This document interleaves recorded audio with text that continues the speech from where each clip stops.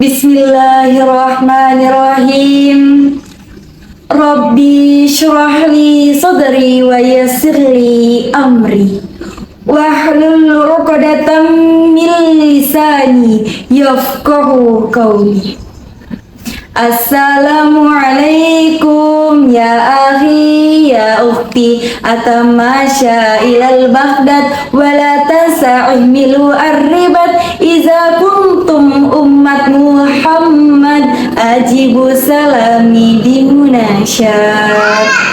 Assalamualaikum warahmatullahi wabarakatuh. Alhamdulillahillazi ja'alal qalama lil kitabah wal kitaba lil qira'ah wal qira'ah lil ma'rifah wal ma'rifah lil ibadah wal ibadah lillahi ta'ala. Dewan Hakim yang arif dan bijaksana, kakak panitia Gasidar yang semangatnya luar biasa, dan pemirsa dimanapun kalian berada, semoga senantiasa dalam perlindungan Allah Subhanahu wa Ta'ala. Tiada kata yang paling indah selain kata Alhamdulillahi Rabbil Alamin. Karena kata Alhamdulillahi Rabbil Alamin merupakan iktiraf, yaitu pengakuan hamba kepada Tuhannya. Andre Gurutta Nasruddin Umar dalam kajian tafsir Al-Qur'annya di dalam kitab Tafsir Jalalain yang dikarang oleh Imam Al-Badawi, Rasulullah SAW bersabda, akan ada satu kaum ditimpahkan suatu asap, tetapi ketika dia mengucapkan lafaz Alhamdulillahi Rabbil Alamin, maka suatu asap itu akan diangkat dalam jangka waktu 40 tahun.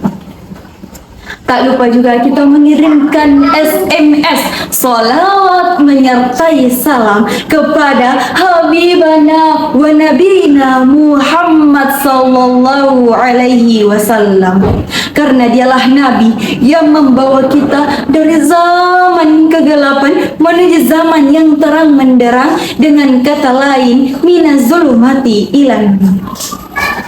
Hadirin wal hadirat, calon-calon penghuni surga, amin ya rabbal alamin.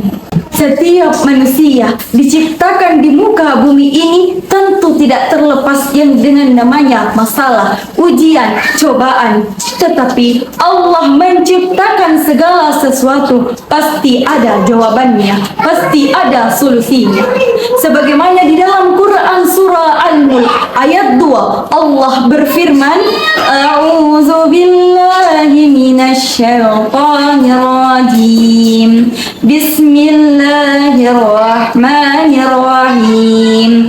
Allazi khalaqal mauta wal hayata liyabluwakum ayyukum ahsanu amala wa huwal azizul ghafur. Jadi Allah Subhanahu wa Ta'ala menciptakan suatu manusia, menciptakan suatu kaum untuk mengetahui amalannya, segala perbuatannya. Ketika akidah kita sudah kuat, akal kita sudah mantap, maka kita mengetahui suatu sumber itu pasti berasal dari Allah Subhanahu wa Ta'ala. Saya berikan satu contoh, ketika ada seorang guru ingin memberikan nilai kepada anak muridnya, pasti dia akan memberikan ujian.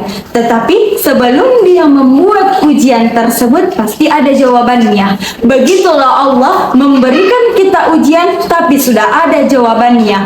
Cuman terkadang kita manusia ini pusing cari jawaban, solusi itu, padahal sebenarnya solusi itu ada di dalam Al-Quranul Karim. Inilah yang saya akan bahas secara rinci, bahwa Al-Quran adalah kalamullah, perkataan Allah, firman Allah Subhanahu wa Ta'ala. Jadi apapun yang kita cari, setiap segala permasalahan, solusi semua ada di dalam Al-Quran. Seperti halnya ketika ada seorang pendeta dan seorang ulama beradu argumen. Pendeta ini menanyakan kepada ulama, "Wahai ulama, berikan aku satu ayat di dalam Al-Quran bagaimana cara membuat kue." Kira-kira hadirin, apakah ada di dalam Al-Quran cara membuat kue? Cara membuat onde-onde, sanggara Belanda, barongko, dan lain sebagainya. Tetapi karena ulama ini pintar dan paham dalam agama, maka dia memberitahukan jawaban yang sesungguhnya. Dia mengatakan kepada pendeta tersebut, "Tunggu sebentar, saya mencari jawaban yang kau pertanyakan itu." Tidak lama kemudian ulama ini datang membawa Al-Quran. "Wahai pendeta, yang kau tanyakan ada semua jawabannya di dalam Al-Quran." Maka ulama tersebut membacakan. Jadi ulama tersebut membacakannya. A'udzubillahi minasyaitonirrajim. Bismillahirrahmanirrahim.